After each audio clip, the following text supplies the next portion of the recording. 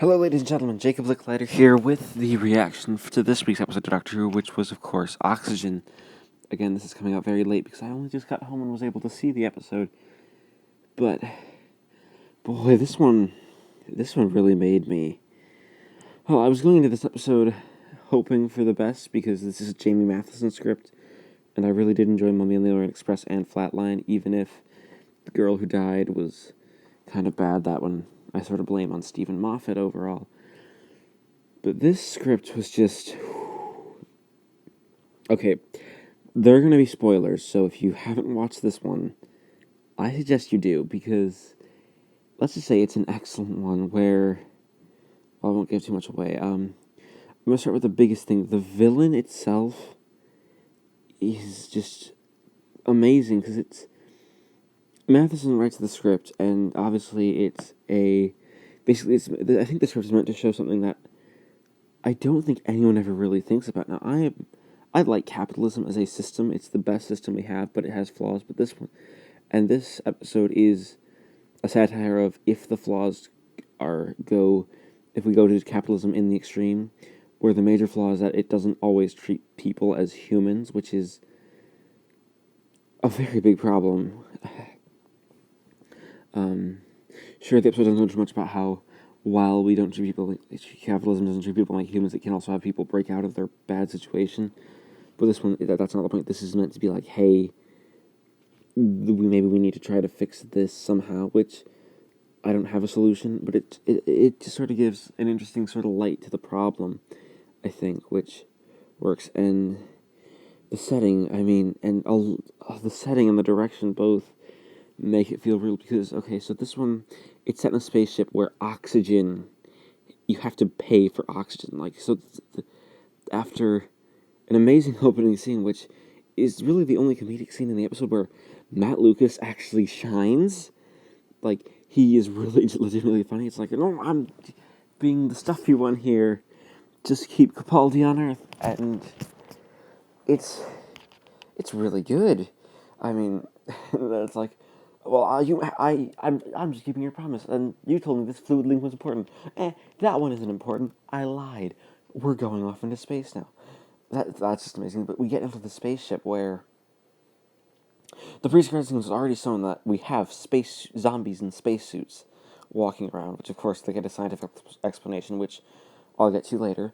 And you have the TARDIS doing its oxygen shield thing, but then, oh no, oxygen, you have to pay for oxygen, so oxygen is taken out. And it's literally, basically, the whole reason is the Dr. Bill and Nardole, they have to go into these suits, which they already know are probably going to kill them. So it's sort of out of the frying pan, really it's an out of the frying pan and into the fire. I mean, I kept thinking that this would lead into, like, because there wasn't a villain in sight, there wasn't, like, I was just thinking this would lead into, like, the Master being the villain, and would lead into the next episode, which is going to have Missy in it. So that was actually kind of a twist, that it's just the idea of capitalism going too far, like any good thing, because too much of a good thing is bad, which is pretty well done. Pretty well done overall in this one. But then you have, basically, it's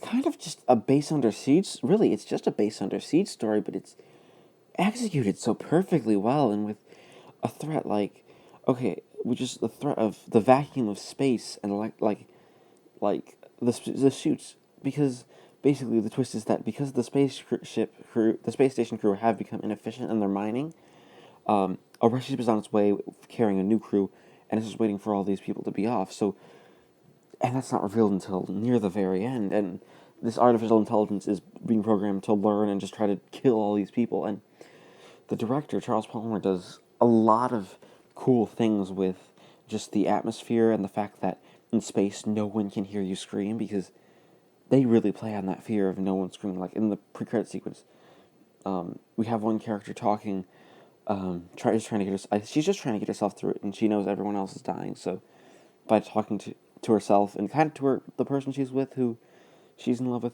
but then you can't hear.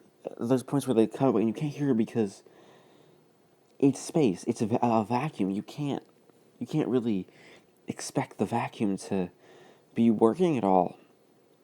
And yeah, it's something that I couldn't I couldn't get over how genuinely scary and threatening space is. Like the opening line, space, the final frontier, final because it will kill you. It's just a very good thing, and just the idea of these suits that they pay you pay oxygen by the breath, which it makes it it makes it it makes it very, very, very just very, very tense as everyone's running out. They only have about 45 minutes of oxygen left, and we're working in real time. And some other things happen. Again, I said spoilers at the beginning, so please, again, if you haven't watched this episode yet, go and watch it.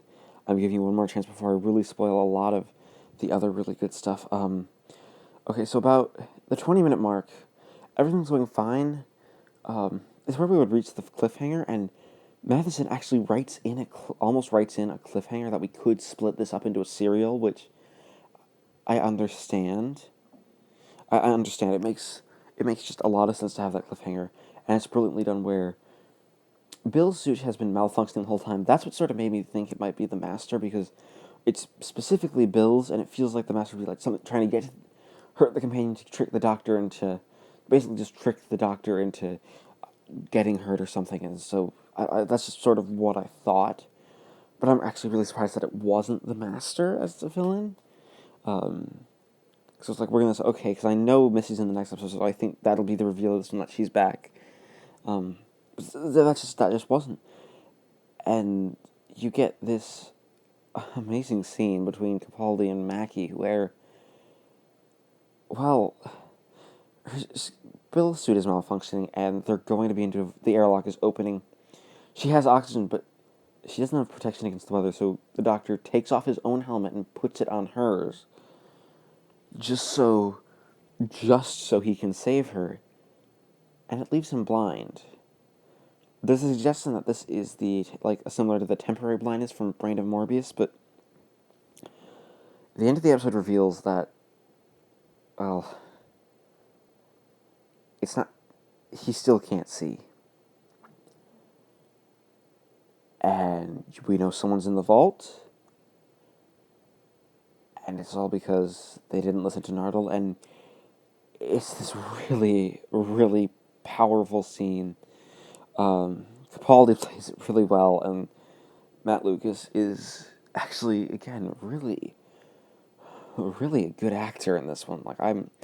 I was sincerely impressed when I saw the way he decided to portray it. I don't know. I don't know how much I can actually just stress on how good this is. And okay, a couple things I do want to touch on before I wrap this up. The zombies are a creepy design, and the conclusion, where the Doctor gets everyone to...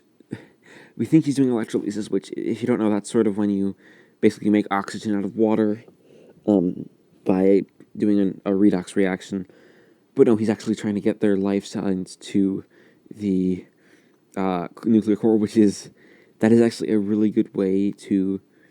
That actually kind of works as a really good way. That sort of makes it the lifeline of the people, so they actually have to be taken seriously. I think, well, I really like the message. I think there's a bit of too much ambiguity where people could construe it as screw capitalism, which I think is a bit dangerous because we don't have any other alternatives for capitalism right now, just in the grand scheme of things. But still, that's a really clever ending, and I love, people will say that there's a cop-out with Bill's suit not killing her.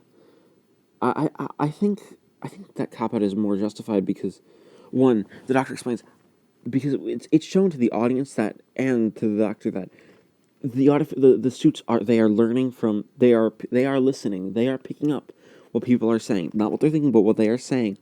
So it makes sense that the Doctor doesn't want to tell Bill it's all right, he has a plan, and he's perfectly vague. I mean, I think we know she's going to be all right because he doesn't make a joke, and he's really only makes jokes when they're in actual peril. So yeah, I really, really like this one. This one it's got minimal flaws. I don't know what else to say. It's really good, and it made me actually kind of like Nardole as a character, because seriously, Tammy Matheson really seems to get who Nardole's supposed to be like. And I can't wait. I can't wait to see how this goes, because the big twist, he's still blind. It's amazing. And if anyone gets offended by because he's blind, just screw off. Yeah, screw off. I mean, this is coming from someone who has a prosthetic eye. Screw off. It's amazing. It's an amazing character development. It will just make the next episode so much more tense, because the next episode is the one with, well, the next episode is Extremis, which has the monks. I'm gonna give Oxygen a 9 out of 10. Oh, this is what Doctor Who should be like, this tense, claustrophobic, base under siege style bit of amazingness. I'm gonna stop now.